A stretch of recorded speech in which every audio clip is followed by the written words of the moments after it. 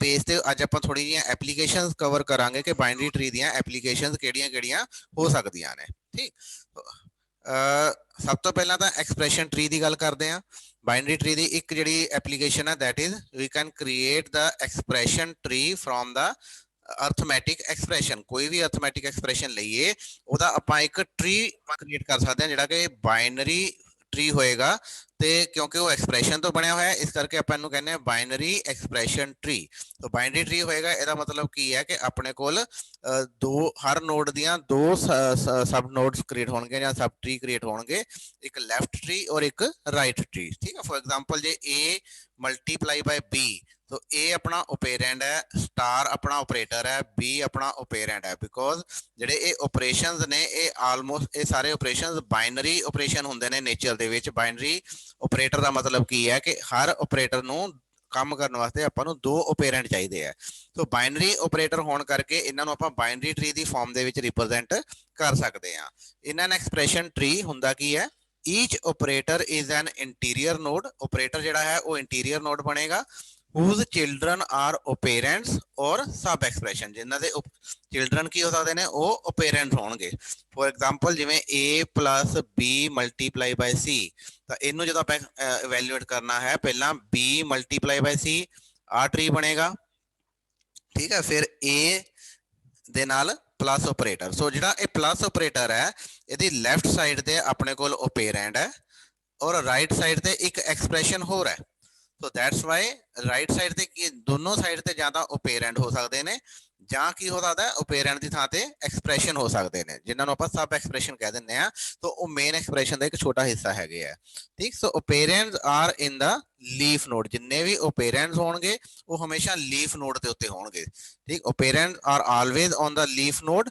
ਜਿਹੜੇ ਆਪਰੇਟਰਸ ਨੇ ਉਹ ਇੰਟਰਨਲ ਨੋਡ ਬਣਨਗੇ। ਜਿਹੜੀਆਂ ਇੰਟਰਨਲ ਨੋਡ ਨੇ ਆ ਵੀ ਇੰਟਰਨਲ ਨੋਡ ਹੈ, ਆ ਵੀ ਇੰਟਰਨਲ ਹੈ, ਆ ਵੀ ਇੰਟਰਨਲ ਹੈ, ਆ ਵੀ ਇੰਟਰਨਲ ਹੈ। ਠੀਕ, तो इंटरनल नोड हमेशा ऑपरेटर्स होणगियां ते लीफ नोड हमेशा अपने ओपेरेंट्स होणगे।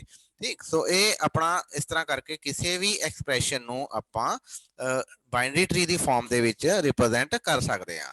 तो जो ट्री क्रिएट करना है तो आपां बॉडमास दा रूल नूं फॉलो करना है। जिवें इस एक्सप्रैशन आपां फॉलो करते हैं तो लैफ्ट टू राइट जाते हुए पहला बी मल्टीप्लाई बाय सी आया तो आपां मल्टीप्लाई नूं सेंटर च लिखांगे और बी ते सी ओदे लैफ्ट और राइट चाइल्ड बनणगे।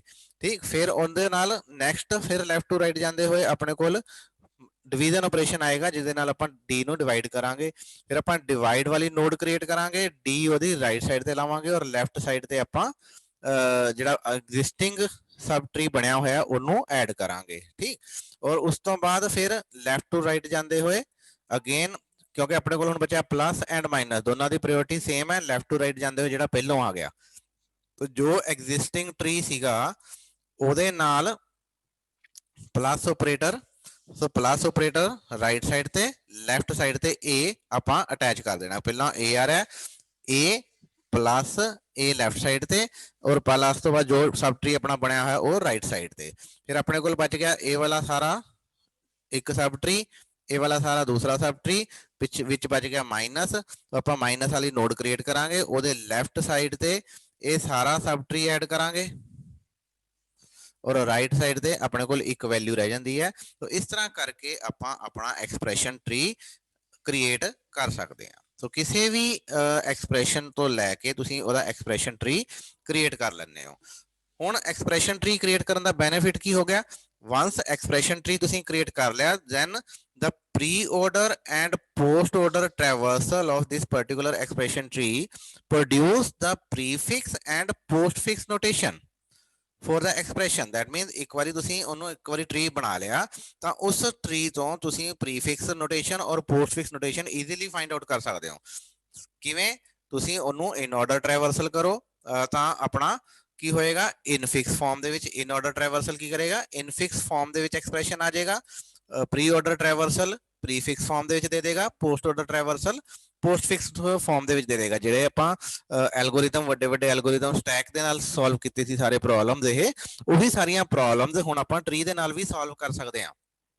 तो जे ਆਪਾਂ ਕਿਸੇ ਐਕਸਪ੍ਰੈਸ਼ਨ ਦਾ ਆਪਣਾ ਐਕਸਪ੍ਰੈਸ਼ਨ ਟਰੀ ਕ੍ਰੀਏਟ ਕਰ ਲਈਏ ਤਾਂ ਟ੍ਰੈਵਰਸਲ ਜਿਹੜੀ ਕਿ ਆਪਾਂ ਪਿਛਲੇ ਲੈਕਚਰ ਦੇ ਵਿੱਚ ਕਵਰ ਕਰ ਲਈ ਸੀ ਇਨ ਆਰਡਰ, ਪ੍ਰੀ ਆਰਡਰ ਔਰ ਪੋਸਟ ਆਰਡਰ, ਤਾਂ ਕਿਸੇ ਵੀ ਐਕਸਪ੍ਰੈਸ਼ਨ ਨੂੰ ਦੂਸਰੇ ਫਾਰਮ ਦੇ ਵਿੱਚ ਕਨਵਰਟ ਕਰਨ ਲਈ ਆਈਦਰ ਪ੍ਰੀਫਿਕਸ ਜਾਂ ਪੋਸਟਫਿਕਸ ਆਪਾਂ ਕਰਨਾ ਕੀ ਹੈ, ਆਪਾਂ ਸਿਰਫ ਉਸ ਆਰਡਰ ਵਾਲੀ ਜਿਹੜੀ ਟ੍ਰੈਵਰਸਲ ਹੈ ਉਹਨੂੰ ਫੋਲੋ ਕਰਨਾ ਹੈ, ਪ੍ਰੀ ਆਰਡਰ ਜਾਂ ਪੋਸਟ ਆਰਡਰ ਟ੍ਰੈਵਰਸਲ ਨੂੰ ਫੋਲੋ ਕਰਨਾ ਹੈ। ਸੋ ਤੁਸੀਂ ਜਿਵੇਂ ਇਹ ਆਪਣੇ ਕੋਲ ਟਰੀ ਹੈ, ਹੁਣ ਤੁਸੀਂ ਮੈਨੂੰ ਇਸ ਟਰੀ ਦਾ ਆਪਣਾ ਦੱਸੋ ਫਟਾਫਟ, ਪ੍ਰੀ ਆਰਡਰ ਟ੍ਰੈਵਰਸਲ ਕਰਕੇ ਤੇ ਪੋਸਟ ਆਰਡਰ ਟ੍ਰੈਵਰਸਲ ਕਰਕੇ ਇਹ ਦੱਸੋ ਕਿ ਇਹਦਾ ਕੀ ਆਏਗਾ, ਪ੍ਰੀਫਿਕਸ ਨੋਟੇਸ਼ਨ ਐਂਡ ਪੋਸਟਫਿਕਸ।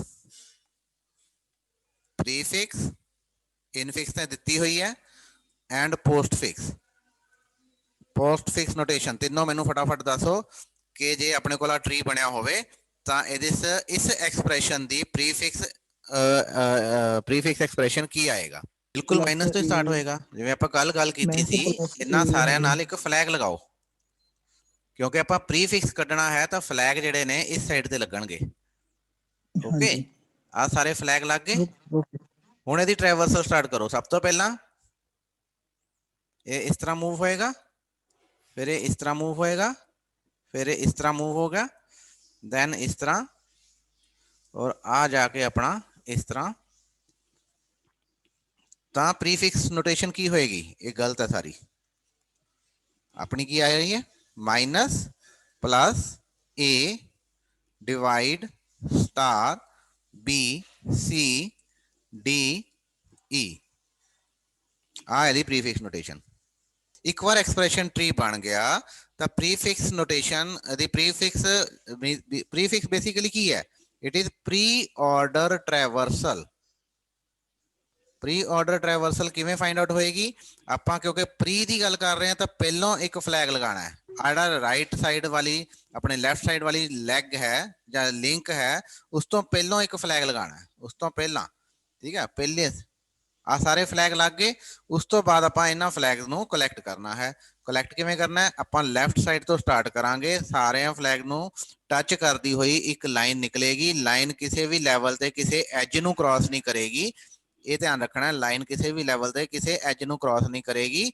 ਔਰ ਇਹ ਮੂਵ ਕਰਦੇ ਕਰਦੇ ਜਿੱਦਾਂ ਜਿੱਦਾਂ ਆਪਣੇ ਅੱਗੇ ਆਈ ਜਾ ਰਹੇ ਆ ਇਹ ਫਲੈਗ, ਆਪਾਂ ਉਹਨਾਂ ਨੂੰ ਕਲੈਕਟ ਕਰੀ ਚੱਲਾਂਗੇ।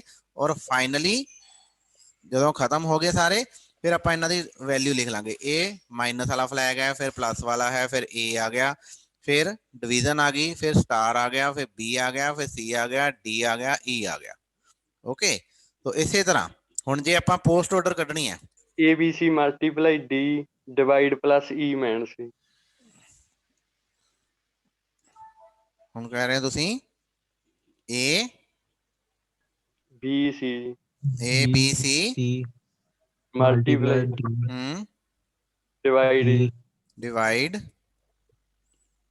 ਮਲਟੀਪਲਾਈ ਤੋਂ ਬਾਅਦ D ਵੀ ਆਊਗਾ, ਪਤਾ ਹੀ ਮਲਟੀਪਲਾਈ ਤੋਂ ਬਾਅਦ D ਆਊਗਾ, multiply D divide plus E minus. ਕਿਵੇਂ ਆਇਆ ਹੁਣ ਦੁਬਾਰਾ ਦੇਖ ਲੈਂਦੇ ਆਪਾਂ। ਆ ਸਾਰੇ ਫਲੈਗ ਲੱਗ ਗਏ ਇੱਧਰ। ਹੁਣ ਕਿਉਂਕਿ ਆਪਾਂ ਪੋਸਟ ਟ੍ਰੈਵਰਸਲ ਕਰਨੀ ਆ, ਫਲੈਗ ਇਸ ਸਾਈਡ ਤੇ ਲੱਗਣਗੇ। ਓਕੇ, ਫਿਰ ਆਪਾਂ ਇੱਧਰੋਂ ਸਟਾਰਟ ਕੀਤਾ। ਸਭ ਤੋਂ ਪਹਿਲਾਂ ਆਪਣੇ ਕੋਲ ਆਇਆ A ਲਿਖ ਲਿਆ, ਫਿਰ ਆਪਣੇ ਕੋਲ ਆ ਗਿਆ B ਲਿਖ ਲਿਆ, ਫਿਰ ਆਪਣੇ ਕੋਲ ਆ ਗਿਆ C ਲਿਖ ਲਿਆ, ਫਿਰ ਸਟਾਰ ਆ ਗਿਆ, ਸਟਾਰ ਤੋਂ ਬਾਅਦ ਆਪਣੇ ਕੋਲ D ਆ ਗਿਆ, D ਤੋਂ ਬਾਅਦ ਆਪਣੇ ਕੋਲ ਡਿਵਾਈਡ ਆ ਗਿਆ, ਡਿਵਾਈਡ ਤੋਂ ਬਾਅਦ ਆਪਣੇ ਕੋਲ ਪਲੱਸ ਆ ਗਿਆ, ਪਲੱਸ ਤੋਂ ਬਾਅਦ ਆਪਣੇ ਕੋਲ E ਆ ਗਿਆ, E ਤੋਂ ਬਾਅਦ ਆਪਣੇ ਕੋਲ ਮਾਈਨਸ ਆ ਗਿਆ। ਸੋ ਇਹ ਇਹਦੀ ਪੋਸਟ ਫਿਕਸ ਨੋਟੇਸ਼ਨ ਹੋ ਗਈ, ਠੀਕ ਹੈ। ਸੋ ਐਕਸਪ੍ਰੈਸ਼ਨ ਟਰੀ ਬਣਾਉਣ ਦਾ ਕੀ ਬੈਨੀਫਿਟ ਹੋਇਆ ਆਪਾਂ ਨੂੰ, ਐਕਸਪ੍ਰੈਸ਼ਨ ਟਰੀ ਜੇ ਆਪਾਂ ਸਮਹਾਉ ਬਣਾ ਲਈਏ ਕਿਸੇ ਵੀ ਤਰ੍ਹਾਂ ਔਖੇ ਸੌਖੇ ਹੋ ਕੇ, ਫਿਰ ਆਪਾਂ ਨੂੰ ਕੀ ਬੈਨੀਫਿਟ ਹੋ ਜਾਏਗਾ ਕਿ ਆਪਾਂ ਕਿਸੇ ਵੀ ਐਕਸਪ੍ਰੈਸ਼ਨ ਨੂੰ ਪਲ ਭਰ ਦੇ ਵਿੱਚ ਚੁਟਕੀ ਵਜਾਉਂਦੇ ਹੋਏ ਕਨਵਰਟ ਕਰ ਲਾਂਗੇ ਪ੍ਰੀਫਿਕਸ ਨੋਟੇਸ਼ਨ ਤੋਂ ਇਨਫਿਕਸ ਦੇ ਵਿੱਚ, ਇਨਫਿਕਸ ਤੋਂ ਪੋਸਟਫਿਕਸ ਦੇ ਵਿੱਚ, ਪੋਸਟਫਿਕਸ ਤੋਂ ਪ੍ਰੀਫਿਕਸ ਦੇ ਵਿੱਚ, ਜਿੱਦਾਂ ਮਰਜ਼ੀ ਕਨਵਰਜਨ ਕਰੀ ਚੱਲੋ, ਠੀਕ। So that is the benefit. So ਆ ਆਪਣਾ ਆਨਸਰ ਸੀਗਾ ਜਿਹੜਾ ਕਿ ਆਪਾਂ ਹੁਣੇ ਕੈਲਕੂਲੇਟ ਵੀ ਕਰ ਲਿਆ ਸੀ। ਇਨ ਆਰਡਰ A ਤਾਂ ਜਿਹੜਾ ਹੈ ਆਪਣੇ ਕੋਲ ਗਿਵਨ ਹੀ ਹੈ, A plus B multiply by C divided by D minus E, ਤੇ ਉਹ ਤੋਂ ਆਪਾਂ ठीक है। हुण आपां ये बिल्ड किवें करना है, सारी कहानी इत्थे आके खड़ गई कि एक्सप्रैशन ट्री नूं बिल्ड किवें करना है। तो एक्सप्रैशन ट्री नूं बिल्ड करन वास्ते पोस्ट फिक्स नोटेशन दे विच जे आपां एक्सप्रैशन होवे तां उत्थों उहनूं क्रिएट करन दा तरीका आपां दस दिंदे हां तुहानूं, बड़ा जिहड़ा कि बहुत ही सौखा आ। बाकी दे भी इसे तरह हो जाणगे। जे अपने कोल प्रीफिक्स होवे तां आपां उहनूं इसे एल्गोरिथम का रिवर्स करके प्रीफिक्स वाली नोटेशन तो भी एक्सप्रैशन ट्री क्रिएट कर सकते हैं। तो build an expression tree from a postfix expression using an iterative algorithm. An operand is a single character such as A और बी। ओपेरेंट की होएगा, किसी भी सिंगल करैक्टर को आप ओपेरेंट मानते हैं किसी भी एक्सप्रैशन दे विच। If the token is an operand, हुण एल्गोरिथम की है कि अपने को दो ही चीज़ां ने, जां तां ओपेरेंट होएगा जां ऑपरेटर होएगा। तो if the token is an operand, आपां की करांगे, we will create a leaf node. Leaf node बना लांगे एक, उस नोड दे विच आपां उस ओपेरेंट दी वैल्यू नूं रख देंगे, जो भी वैल्यू होएगी। लैफ्ट साइड राइट साइड दोनों थावां ते आपां ने नल फिल कर देना है। And push the node address on to a stack. इहदा जो भी एड्रैस आएगा, सपोज 110, वो आपां स्टैक दे विच पा देना है। ओके, तो फर्स्ट एड्रैस 110 ਆਪਾਂ ਨੋਡ ਬਣਾ ਲਈ, ਨੋਡ ਬਣਾ ਕੇ ਰੱਖ ਲਈ, ਔਰ ਉਹਦਾ ਐਡਰੈਸ ਕਿਤੇ ਸਟੋਰ ਕਰਨ ਦੀ ਬਜਾਏ ਆਪਾਂ ਸਟੈਕ ਦੇ ਵਿੱਚ ਪਾਤਾ। ਹੁਣ ਉਸ ਤੋਂ ਬਾਅਦ ਨੈਕਸਟ ਕੀ ਆ ਗਿਆ, if the token is an operator. Operator ਦਾ ਕੰਮ ਮੁੱਕ ਗਿਆ, ਅੱਗੇ ਆਪਣੇ ਕੋਲ ਆ ਗਿਆ ਆਪਰੇਟਰ। ਜੇ ਟੋਕਨ ਆਪਣਾ ਆਪਰੇਟਰ ਹੈ ਦੈਨ ਫਿਰ ਕੀ ਕਰਾਂਗੇ ਆਪਾਂ, ਜੇ ਆਪਣਾ ਆਪਰੇਟਰ ਟੋਕਨ ਆਪਰੇਟਰ ਹੈ then we will again create a new node with the operator as its value। ਆਪਾਂ operator ਦੇ ਨਾਲ ਕੀ ਕਰਾਂਗੇ, ਇੱਕ ਨਵੀਂ ਨੋਡ ਬਣਾਵਾਂਗੇ। ਠੀਕ ਹੈ, operator for example plus operator ਹੀ ਹੈ। ਹੁਣ operator ਦੇ, ਕਿਉਂਕਿ ਆਪਾਂ ਪਹਿਲਾਂ ਵੀ ਗੱਲ ਕੀਤੀ ਐਕਸਪ੍ਰੈਸ਼ਨ ਟਰੀ ਦੇ ਵਿੱਚ ਜਿਹੜੇ ਆਪਰੇਟਰਸ ਨੇ ਉਹ ਆਪਣੀਆਂ ਇੰਟਰਨਲ ਨੋਡ ਹੈ, ਤਾਂ ਆਪਰੇਟਰ ਦੀ ਲੈਫਟ ਸਾਈਡ ਤੇ ਕੀ ਆਣਾ ਔਰ ਰਾਈਟ ਸਾਈਡ ਤੇ ਕੀ ਆਣਾ, ਉਹ ਆਪਣਾ ਆਲਰੇਡੀ ਸਟੈਕ ਦੇ ਵਿੱਚ ਪਿਆ ਹੋਏਗਾ। ਸੋ ਸਟੈਕ ਦੇ ਵਿੱਚੋਂ ਆਪਾਂ ਵੈਲਿਊ ਕੱਢਾਂਗੇ। ਸਟੈਕ ਦੇ ਵਿੱਚ ਕੀ ਰੱਖਿਆ ਹੋਇਆ ਆਪਾਂ ਨੇ, ਜਿਹੜੀਆਂ ਪਹਿਲਾਂ ਨੋਡਸ ਬਣਾਈਆਂ ਸੀ ਉਹਨਾਂ ਦੇ ਐਡਰੈਸ ਰੱਖੇ ਹੋਏ ਨੇ। ਸਪੋਜ਼ ਪਹਿਲੇ ਨੰਬਰ ਤੇ 110 ਪਿਆ, ਦੂਸਰੇ ਨੰਬਰ ਤੇ 120 ਪਿਆ, ਦੋ ਨੋਡ ਆਪਣੇ ਆਲਰੇਡੀ ਬਣੀਆਂ ਹੋਈਆਂ ਨੇ। ਠੀਕ ਹੈ, ਸੋ ਜਦੋਂ ਵੀ ਆਪਰੇਟਰ ਆਏਗਾ ਤਾਂ ਆਪਾਂ ਨੇ ਕੀ ਕਰਨਾ ਹੈ, ਇੱਕ ਨਵੀਂ ਨੋਡ ਬਣਾਣੀ ਹੈ। ਦੈਨ ਉਸ ਤੋਂ ਬਾਅਦ pop the two child nodes address from the stack. Stack ਚੋਂ ਦੋ ਐਡਰੈਸ ਕੱਢਣੇ ਆਪਾਂ ਨੇ and we will attach them to the new node. ਉਹ ਦੋ ਐਡਰੈਸ ਆਪਾਂ ਨਿਊ ਨੋਡ ਦੇ ਵਿੱਚ ਪਾ ਦੇਣੇ ਆ।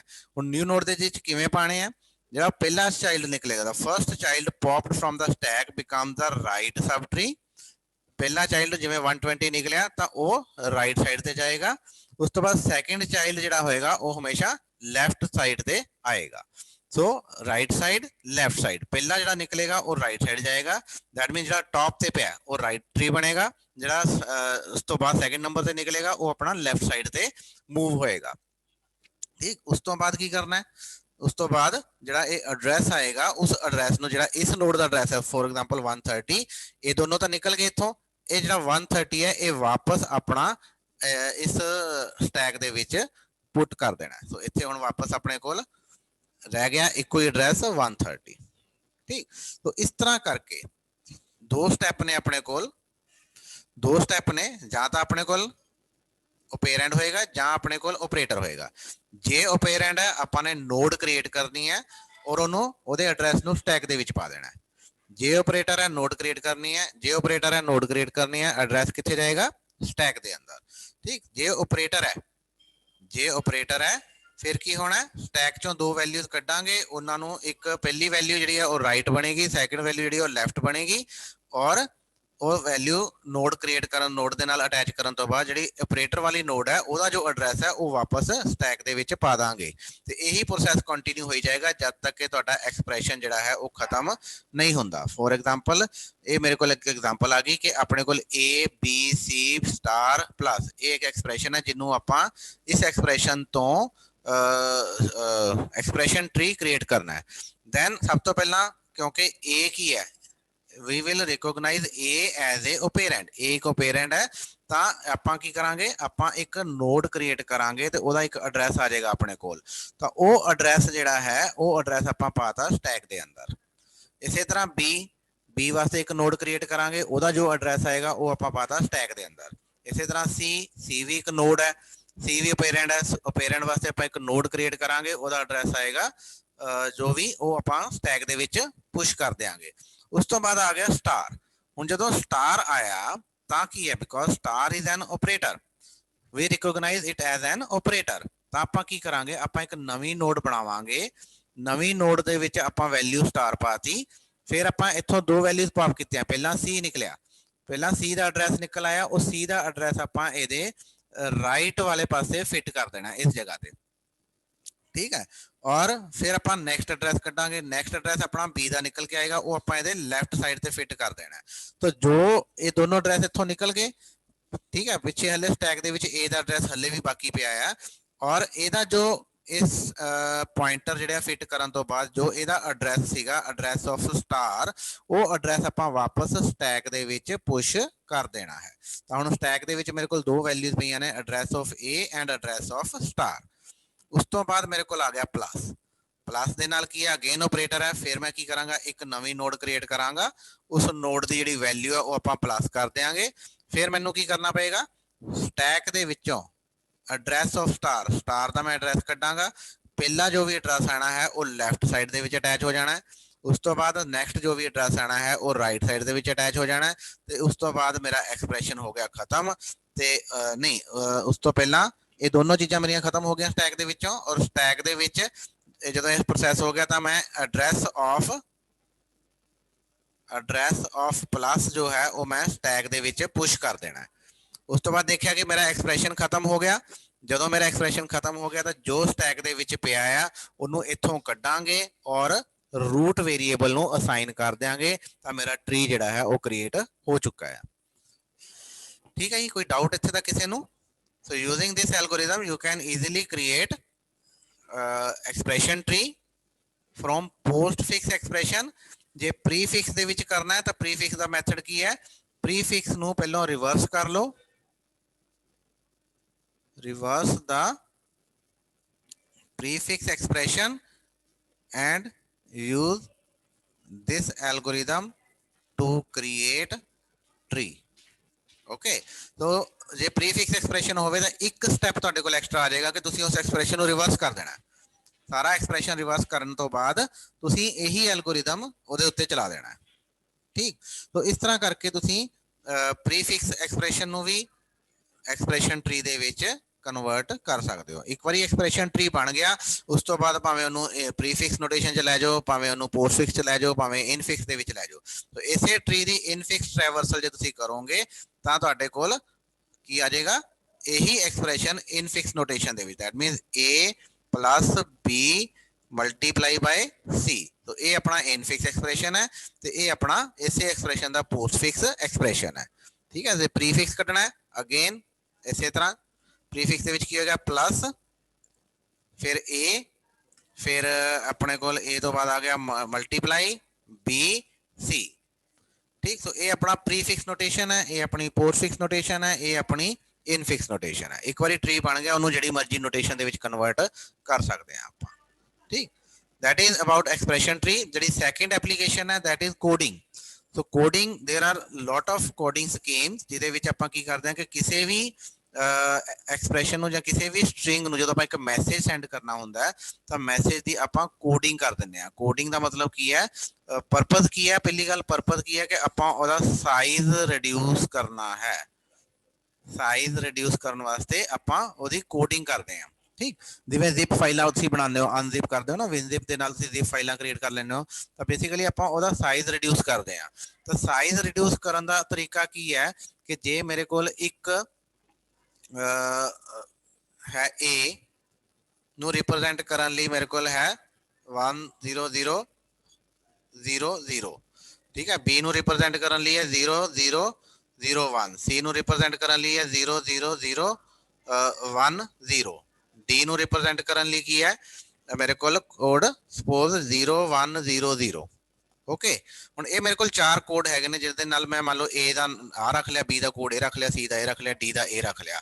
ਹੁਣ ਜੇ ਮੈਂ ਇਹਨਾਂ ਦੇ ਬੇਸ ਤੇ ਇੱਕ ਸਟ੍ਰਿੰਗ ਬਣਾਵਾਂ ABCD ਤਾਂ ਮੈਨੂੰ 4 ਡਿਜਿਟ ਇਹਦੇ ਵਾਸਤੇ, 4 ਡਿਜਿਟ ਇਹਦੇ ਵਾਸਤੇ, 4 ਇਹਦੇ ਵਾਸਤੇ, 4 ਇਹਦੇ ਵਾਸਤੇ, 4 ਚੋਕੇ 16 ਲੋਕੇਸ਼ਨਸ ਮੈਨੂੰ ਚਾਹੀਦੀਆਂ ਨੇ ਇਸ ਵੈਲਿਊ ਨੂੰ ਸਟੋਰ ਕਰਨ ਲਈ। ਤਾਂ ਕੀ ਮੈਂ ਇਹਨੂੰ ਸਮਹਾਉ 16 ਲੋਕੇਸ਼ਨ ਤੋਂ ਘਟਾ ਕੇ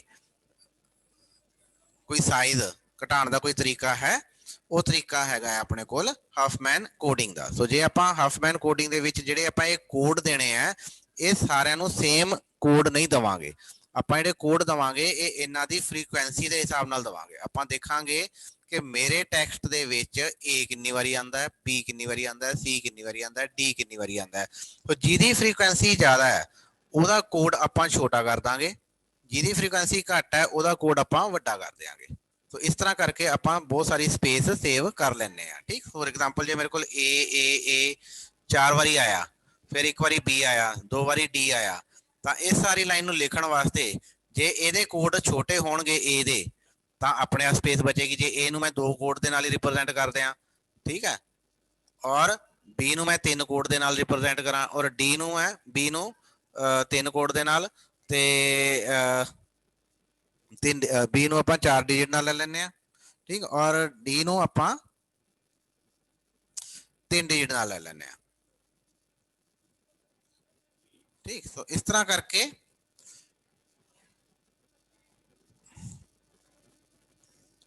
ਠੀਕ ਹੈ, D ਨੂੰ ਆਪਾਂ 3 ਡਿਜਿਟ ਦੇ ਨਾਲ ਰਿਪਰੈਜ਼ੈਂਟ ਕਰ ਦਿੰਦੇ ਆ। ਠੀਕ ਹੈ, ਇਹ D ਹੋ ਗਿਆ, ਇਹ B ਹੋ ਗਿਆ, ਇਹ ਆਪਣੇ A ਹੋ ਗਏ ਸਾਰੇ। ਠੀਕ ਹੈ, ਕਿਉਂਕਿ A ਦੀ ਫ੍ਰੀਕੁਐਂਸੀ ਜ਼ਿਆਦਾ ਹੈ, ਇਹਦਾ ਕੋਡ ਛੋਟਾ ਹੋਏਗਾ, ਤਾਂ ਆਪਣੀ ਫਾਈਲ ਦਾ ਸਾਈਜ਼ ਜਿਹੜਾ ਹੈ ਉਹ ਸਮਾਲ ਹੋ ਜਾਏਗਾ। ਠੀਕ ਹੈ, ਬਜਾਏ ਇਸਦੇ ਕਿ ਜੇ ਇਹ ਵੀ ਮੈਂ 4 ਡਿਜਿਟ ਦੇ ਰੱਖਦਾ ਜਿਵੇਂ ਪਹਿਲਾਂ 4 ਡਿਜਿਟ ਦੇ ਰੱਖੇ ਹੈ, ਤਾਂ ਉਸ ਕੇਸ ਦੇ ਵਿੱਚ ਮੇਰੀ ਫਾਈਲ ਦਾ ਸਾਈਜ਼ ਜ਼ਿਆਦਾ ਹੋਣਾ ਸੀਗਾ।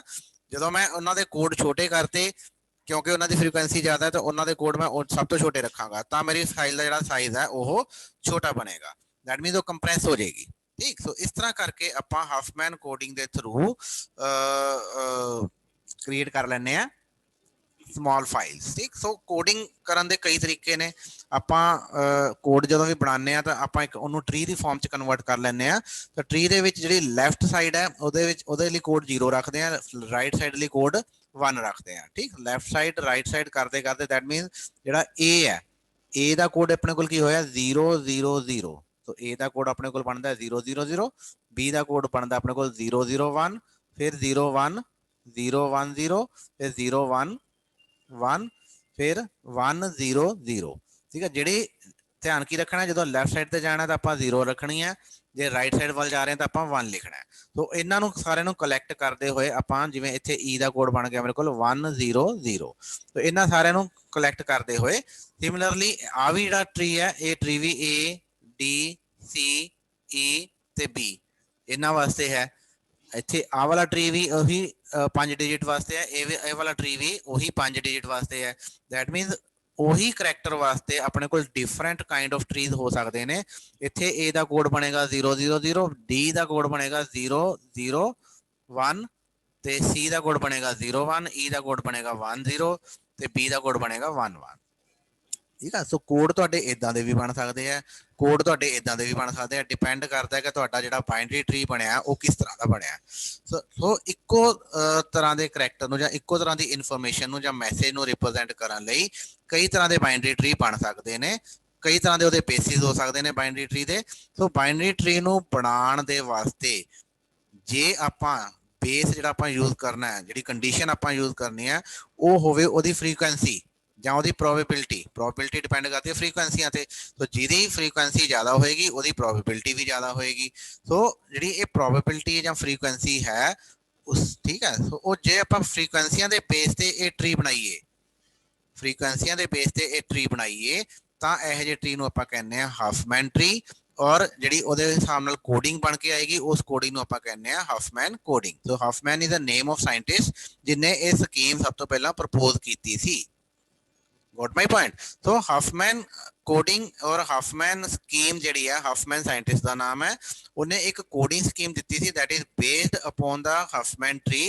ਹਫਮੈਨ tree ਜਿਹੜੀ ਹੈ ਉਹ that is based upon the frequency of the characters in the message। तो ਮੈਸੇਜ ਦੇ ਵਿੱਚ ਸਪੋਜ਼ ਆਪਣੇ ਕੋਲ 5 ਕਰੈਕਟਰ ਹੈ ਔਰ ਉਹਨਾਂ ਦੀ ਇਹ ਪ੍ਰੋਬੇਬਿਲਿਟੀ ਹੈ, ਤਾਂ ਆਪਾਂ ਹੁਣ ਦੇਖਦੇ ਹਾਂ ਕਿ ਇਹਨਾਂ ਦੇ ਨਾਲ ਹਫਮੈਨ ਟਰੀ ਕਿਵੇਂ ਬਣੇਗਾ। ਠੀਕ ਹੈ, so algorithm works by selecting 2 characters A and B having the lowest probability। ਸਭ ਤੋਂ ਪਹਿਲਾਂ ਕਿਹੜੇ ਸਿਲੈਕਟ ਕਰਨੇ ਨੇ, ਉਹ 2 ਕਰੈਕਟਰ ਸਿਲੈਕਟ ਕਰਨੇ ਨੇ। we have to select 2 characters ਜਿਨ੍ਹਾਂ ਦੀ ਸਭ ਤੋਂ ਘੱਟ ਪ੍ਰੋਬੇਬਿਲਿਟੀ ਹੈ, ਤੇ ਆਪਾਂ ਉਹਨਾਂ ਨੂੰ ਹਟਾ ਕੇ ਉਹਨਾਂ ਦੀ ਥਾਂ ਤੇ ਕੀ ਕਰਾਂਗੇ, ਇੱਕ ਸਿੰਗਲ ਕਰੈਕਟਰ ਰੱਖ ਲਵਾਂਗੇ, ਇਮੈਜਿਨਰੀ ਹੋਏਗਾ, ਆਪਾਂ ਕੋਈ ਵੀ ਨਾਮ ਦੇ ਸਕਦੇ ਹਾਂ। ਮੰਨ ਲਓ ਉਹਦਾ ਨਾਮ ਆਪਾਂ x ਰੱਖ ਲਿਆ, ਜਿਹਦੀ ਪ੍ਰੋਬੇਬਿਲਿਟੀ ਕੀ ਹੋਏਗੀ, that is the sum of probability of a and b। a the value, a the probability, b the probability, ਦੋਨਾਂ ਨੂੰ ਜੋੜ ਕੇ ਆਪਾਂ ਇੱਕ ਨਵੀਂ ਨੋਡ ਬਣਾ ਦਾਂਗੇ। ਇਹਨਾਂ ਦੋਨਾਂ ਨੂੰ ਹਟਾ ਦਾਂਗੇ, ਉਹਦੀ ਥਾਂ ਤੇ ਉਸ ਨੋਡ ਨੂੰ ਰੱਖ ਦਾਂਗੇ ਜਿਹਦੀ ਪ੍ਰੋਬੇਬਿਲਿਟੀ ਕੀ ਹੋਏਗੀ, probability of a plus probability of b। ਉਸ ਤੋਂ ਬਾਅਦ ਇਸੇ ਪ੍ਰੋਸੈਸ ਨੂੰ ਅੱਗੇ ਆਪਾਂ ਰਿਪੀਟ ਕਰਦੇ ਕਰਦੇ ਕਰਦੇ ਉਸ ਤੋਂ ਨੈਕਸਟ ਸਮਾਲਰ ਕਰੈਕਟਰ ਲਵਾਂਗੇ, ਉਸ ਤੋਂ ਨੈਕਸਟ ਸਮਾਲਰ ਕਰੈਕਟਰ ਲਵਾਂਗੇ, ਇਸੇ ਪ੍ਰੋਸੈਸ ਨੂੰ ਰਿਪੀਟ ਕਰਦੇ ਕਰਦੇ ਫਾਈਨਲੀ ਆਪਾਂ ਇੱਕ ਸਿੰਗਲ ਨੋਡ ਤੇ ਪਹੁੰਚ ਜਾਾਂਗੇ। ਉਸ ਤੋਂ ਬਾਅਦ ਫਿਰ ਆਪਾਂ ਕੋਡਿੰਗ ਜਨਰੇਟ ਕਰਨੀ ਸ਼ੁਰੂ ਕਰਾਂਗੇ। ਇਸੇ ਚੀਜ਼ ਨੂੰ ਹੁਣ ਆਪਾਂ ਐਗਜ਼ਾਮਪਲ ਦੇ ਨਾਲ ਸਮਝਦੇ ਹਾਂ। ਫੋਰ ਐਗਜ਼ਾਮਪਲ, ਇਹ ਮੇਰੇ ਕੋਲ ਇਨੀਸ਼ੀਅਲ ਸਟੇਟ ਹੈ, ਮੇਰੇ ਕੋਲ A B C D E ਇਹ ਵਾਲੀਆਂ ਨੋਡ ਸੀਗੀਆਂ, ਇਹ ਉਹਨਾਂ ਦੀ ਪ੍ਰੋਬੇਬਿਲਿਟੀ ਹੈ 0.12 0.4 0.15 0.08 0.25। ਓਕੇ, ਹੁਣ ਇਹਨਾਂ ਸਾਰਿਆਂ ਦੇ ਵਿੱਚ ਪਹਿਲਾ ਸਟੈਪ ਕੀ ਹੋਏਗਾ, ਇਹ ਇਨੀਸ਼ੀਅਲ ਸਟੇਟ ਹੈ। ਸਭ ਤੋਂ ਪਹਿਲਾਂ ਸਭ ਤੋਂ ਛੋਟੇ ਦੋ, ਸਮਾਲੈਸਟ ਟੂ ਕਿਹੜੇ ਨੇ, A and D, these are the smallest। Okay, so ਮੈਂ ਇਹਨਾਂ ਨੂੰ ਕੰਬਾਈਨ ਕਰਾਂਗਾ, 0.12 ਪਲੱਸ 0.08 ਮੇਰੇ ਕੋਲ ਇੱਕ ਲੈਫਟ ਸਾਈਡ ਤੇ ਆ ਗਿਆ। ਜਿਹੜਾ ਛੋਟਾ ਹੈ, ਜਿਹੜਾ ਸਮਾਲੈਸਟ ਹੈ, ਉਹ ਲੈਫਟ ਸਾਈਡ ਤੇ ਜਾਏਗਾ, ਜਿਹੜਾ ਲਾਰਜੈਸਟ ਹੈ ਇਹਨਾਂ ਦੋਨਾਂ ਦੇ ਵਿੱਚੋਂ ਉਹ ਰਾਈਟ ਸਾਈਡ ਤੇ ਜਾਏਗਾ। ਔਰ ਇਹਨਾਂ ਦੋਨਾਂ ਦਾ ਜੋੜ ਕੀ ਹੈ, ਇਹ ਹੈਗਾ ਆਪਣੇ ਕੋਲ 0.08 ਤੇ ਇਹ ਸੀਗਾ 0.12 ਦੋਨਾਂ ਦੀ ਐਡੀਸ਼ਨ ਆਪਣੇ ਕੋਲ ਆ ਗਿਆ 0.20। ਠੀਕ, ਸੋ ਹੁਣ ਆਪਣੇ ਕੋਲ ਇਹ ਦੋ ਨੋਡ ਜਿਹੜੀਆਂ ਨੇ ਇਹਨਾਂ ਨੂੰ ਹਟਾ ਕੇ ਆਪਣੇ ਕੋਲ ਇੱਕ ਨੋਡ ਬਣ ਗਈ 0.20 ਵਾਲੀ। ਉਸ ਤੋਂ ਇਲਾਵਾ ਆਹ ਵਾਲੀਆਂ ਨੋਡ ਹੱਲੇ ਪੈਂਡਿੰਗ ਪਈਆਂ ਨੇ, B C ਤੇ E। ਹੁਣ ਆਪਾਂ ਕੀ ਕਰਾਂਗੇ, ਫਿਰ ਜਿਹੜਾ ਇਹ ਬਚ ਗਿਆ ਇਹਦੇ ਵਿੱਚੋਂ ਜਿਹੜਾ ਸਮਾਲੈਸਟ ਹੈ, ਹੁਣ ਸਮਾਲੈਸਟ ਕਿਹੜੇ ਕਿਹੜੇ ਨੇ, ਇੱਕ A ਸਮਾਲੈਸਟ ਹੈ ਔਰ ਇੱਕ A ਸਮਾਲੈਸਟ ਹੈ। ਕਿਉਂਕਿ C ਜਿਹੜਾ ਹੈ ਉਹ ਸਮਾਲੈਸਟ ਹੈ, ਤਾਂ C ਜਿਹੜਾ ਹੈ ਉਹ ਆਪਣਾ ਲੈਫਟ ਸਾਈਡ ਤੇ ਲੱਗੇਗਾ। ਆ ਜਿਹੜਾ ਸਬ ਟਰੀ ਬਣ ਗਿਆ ਇਹ ਆਪਣਾ ਰਾਈਟ ਸਾਈਡ ਤੇ ਲੱਗੇਗਾ। ਔਰ ਜਿਹੜੀ ਇਹਨਾਂ ਦੇ ਨਵੀਂ ਨੋਡ ਬਣੇਗੀ ਉਹਦਾ ਕੀ ਬਣੇਗਾ ਆਨਸਰ, ਉਹਦਾ ਪ੍ਰੋਬੇਬਿਲਿਟੀ ਕੀ ਹੋਏਗੀ 0.20 ਪਲੱਸ 0.15, ਇਹ ਆਪਣੀ 0.35 ਆ ਗਈ। ਲੈਫਟ ਸਾਈਡ ਤੇ ਆਪਾਂ C ਲਗਾਤਾ, ਰਾਈਟ ਸਾਈਡ ਤੇ ਆ ਜਿਹੜਾ ਐਗਜ਼ਿਸਟਿੰਗ ਟਰੀ ਸੀਗਾ ਉਹ ਆਪਾਂ ਲਗਾਤਾ। ਠੀਕ, ਉਸ ਤੋਂ ਇਲਾਵਾ ਆਪਣੇ ਕੋਲ ਇਹ ਦੋ ਨੋਡਸ ਹਲੇ ਹੋਰ ਬਚੀਆਂ ਹੋਈਆਂ ਨੇ। ਫਿਰ ਆਪਾਂ B, ਇਹਨਾਂ ਸਾਰਿਆਂ ਦੇ ਵਿੱਚੋਂ ਛੋਟੇ ਕਿਹੜੇ ਨੇ, ਇਹ ਵਾਲਾ ਛੋਟਾ ਹੈ ਪਲੱਸ E ਵਾਲਾ ਛੋਟਾ ਹੈ। ਸੋ ਇਹਨਾਂ ਦੋਨਾਂ ਦੇ ਵਿੱਚੋਂ E ਛੋਟਾ ਹੈ, ਦੋਨਾਂ ਨੂੰ ਐਡ ਕਰਾਂਗੇ, ਨਵੀਂ ਨੋਡ ਬਣ ਜਾਏਗੀ। ਲੈਫਟ ਸਾਈਡ ਤੇ E ਅਟੈਚ ਹੋ ਜਾਏਗਾ, ਰਾਈਟ ਸਾਈਡ ਤੇ ਇਹ ਵਾਲਾ ਸਬ ਟਰੀ ਜਿਹੜਾ ਆਪਾਂ ਹੁਣੇ ਪਿਛਲੇ ਸਟੈਪ ਦੇ ਵਿੱਚ ਬਣਾਇਆ ਸੀ ਉਹ ਅਟੈਚ ਕਰ ਦਾਂਗੇ। ਠੀਕ, ਫਿਰ ਆਪਣੇ ਕੋਲ ਇੱਕੋ ਹੀ ਨੋਡ ਬਚੀ 0.6 0.4, ਦੋਨਾਂ ਨੂੰ ਐਡ ਕਰਕੇ ਆਪਣੇ ਕੋਲ ਸਮ ਟੋਟਲ 1 ਆ ਗਿਆ, ਕਿਉਂਕਿ 0.4 ਛੋਟਾ ਸੀਗਾ, B ਇਸ ਸਾਈਡ ਤੇ ਆਏਗਾ ਔਰ ਬਾਕੀ ਦਾ ਜਿਹੜਾ ਸਬ ਟਰੀ ਹੈ ਉਹ ਆਪਣਾ ਲੈਫਟ ਸਾਈਡ ਤੇ ਆ ਜਾਏਗਾ। तो ये सारा कुछ करन तो बाद ट्री अपना क्रिएट हो गया। इस स्टैप ते आगे चलते चलते मीन सारिਆਂ ਨੂੰ कंबाइन करते करते करते एक केस आ गया कि जब अपने कोल इक्को ही नोड बच गई, ਜਦੋਂ सिंगल नोड बच गई अपना ट्री कंप्लीट हो गया। तो यही अपनी रूट नोड है। ठीक, हुण इस रूट नोड तो स्टार्ट होके आपां सब दे कोड क्रिएट करने हैं। हुण बी दा कोड की बनेगा तुहाडे हिसाब नाल, मैं पहला भी दस्सिया कि लैफ्ट साइड एज के उपर आप 0 लिखना है, राइट साइड एज के उपर आप 1 लिखना है। ठीक, सो बी का कोड हो गया 0 इधर 1, इधरले पासे 0, इधरले पासे 1, इधरले पासे 0 1 0 1। तो हुण मैनूं दस दिओ फटाफट बी का कोड की है, 0। ई का कोड 1 0 1 0। ठीक है, ई का कोड की है 1 0। ठीक, तो ई का कोड किवें बनेगा 1 फिर 0। फिर सी का कोड किवें बनेगा 1 1 0 1 1 0। ओके, 1 1 0। डी का कोड की बनेगा 1 1 1 0 1 1 1 0। ई का कोड की बनेगा अपना ए का कोड की बनया 1 1 1 1। ठीक है, तो इस तरह करके ਆਪਾਂ ਸਭ ਦਾ ਕੋਡ ਬਣਾ ਲਿਆ। ਹੁਣ ਇਸ ਕੋਡ ਨੂੰ ਲੈ ਕੇ ਹੁਣ ਆਪਾਂ ਜਿੱਥੇ A ਆਏਗਾ ਉਹਨੂੰ ਇਹਦੇ ਨਾਲ ਰਿਪਲੇਸ ਕਰ ਦਾਂਗੇ, ਜਿੱਥੇ ਮੇਰੇ ਟੈਕਸਟ ਦੇ ਵਿੱਚ B ਆਏਗਾ ਉਹਨੂੰ ਮੈਂ ਇਹਦੇ ਨਾਲ ਰਿਪਲੇਸ ਕਰ ਦਾਂਗਾ, ਜਿੱਥੇ ਮੇਰੇ ਟੈਕਸਟ ਦੇ ਵਿੱਚ C ਆਏਗਾ ਉਹਨੂੰ ਮੈਂ ਇਹਦੇ ਨਾਲ ਰਿਪਲੇਸ ਕਰ ਦਾਂਗਾ, ਜਿੱਥੇ ਮੇਰੇ ਕੋਲ D ਆਏਗਾ ਉਹਨੂੰ ਮੈਂ ਇਹਦੇ ਨਾਲ ਰਿਪਲੇਸ ਕਰ ਦਾਂਗਾ, ਜਿੱਥੇ ਮੇਰੇ ਕੋਲ E ਆਏਗਾ ਉਹਨੂੰ ਮੈਂ ਇਹਦੇ ਨਾਲ ਰਿਪਲੇਸ ਕਰ ਦਾਂਗਾ। ਸਮਝ ਲੱਗੀ ਗੱਲ? ਠੀਕ ਹੈ, ਸੋ ਇਸ ਤਰ੍ਹਾਂ ਆਪਾਂ ਜਿਹੜਾ ਆਪਣਾ ਜਿਹੜਾ ਕੋਡ ਹੈ ਕਿਸੇ ਵੀ ਟੈਕਸਟ ਨੂੰ ਆਪਾਂ ਜਿਹੜੇ ਇਹ ਬੇਸਿਕਲੀ ਇੱਕ ਬੇਸਿਕ ਐਲਗੋਰਿਦਮ ਹੈ ਜਿਹੜਾ ਤੁਸੀਂ ਜ਼ਿਪ ਕਰਦੇ ਹੋ ਨਾ ਫਾਈਲਾਂ ਨੂੰ, ਇਹ ਜ਼ਿਪ ਕਰਨ ਦਾ ਇੱਕ ਤਰੀਕਾ ਆ, ਸਭ ਤੋਂ ਬੇਸਿਕ ਤਰੀਕਾ, ਔਰ ਇਹ ਬੜਾ ਕਾਮਯਾਬ ਤਰੀਕਾ ਹੈ, ਹਾਲੇ ਵੀ ਯੂਜ਼ ਹੁੰਦੇ ਆ ਬਹੁਤ ਸਾਰੇ ਐਲਗੋਰਿਦਮ ਦੇ ਵਿੱਚ। ਸੋ ਹਫਮੈਨ ਐਨਕੋਡਿੰਗ ਦੇ ਨਾਲ ਆਪਾਂ ਫ੍ਰੀਕੁਐਂਸੀ ਦੇ ਬੇਸ ਤੇ ਜਾਂ ਆਪਾਂ ਪ੍ਰੋਬੇਬਿਲਿਟੀ ਦੇ ਬੇਸ ਤੇ ਆਪਣਾ ਕੰਮ ਕਰਦੇ ਆ ਤੇ ਜਿਹਦੀ ਪ੍ਰੋਬੇਬਿਲਿਟੀ ਸਭ ਤੋਂ ਜ਼ਿਆਦਾ, ਜਿਹਦੀ ਫ੍ਰੀਕੁਐਂਸੀ ਸਭ ਤੋਂ ਜ਼ਿਆਦਾ, ਤੁਸੀਂ ਦੇਖੋ ਜਿਹਦੀ ਫ੍ਰੀਕੁਐਂਸੀ ਸਭ ਤੋਂ ਜ਼ਿਆਦਾ ਸੀ ਉਹਦਾ ਕੋਡ ਸਭ ਤੋਂ ਛੋਟਾ ਆ, ਜਿਹਦੀ ਫ੍ਰੀਕੁਐਂਸੀ ਸਭ ਤੋਂ ਘੱਟ ਸੀ ਡੀ, ਉਹਦਾ ਕੋਡ ਵੱਡਾ ਆ। ਠੀਕ ਹੈ, ਇਹਦੀ ਵੀ ਘੱਟ ਸੀ, ਇਹਦਾ ਵੀ ਵੱਡਾ ਆ। ਠੀਕ, तो जिन्हों की फ्रीकुएंसी ਜਾਂ ਜਿਨ੍ਹਾਂ ਦੀ ਪ੍ਰੋਬੇਬਿਲਿਟੀ ਘੱਟ ਸੀ ਉਹਨਾਂ ਦੇ ਕੋਡ ਵੱਡੇ ਹੋਣਗੇ, ਜਿਨ੍ਹਾਂ ਦੀ ਪ੍ਰੋਬੇਬਿਲਿਟੀ ਜ਼ਿਆਦਾ ਹੈ ਜਾਂ ਫ੍ਰੀਕੁਐਂਸੀ ਜ਼ਿਆਦਾ ਹੈ ਉਹਨਾਂ ਦੇ ਕੋਡ ਛੋਟੇ ਹੋਣਗੇ। ਇਸ ਤਰ੍ਹਾਂ ਕਰਕੇ ਆਪਾਂ ਆਪਣੇ ਟੈਕਸਟ ਨੂੰ ਕੰਪਰੈਸ ਕਰ ਸਕਦੇ ਹਾਂ।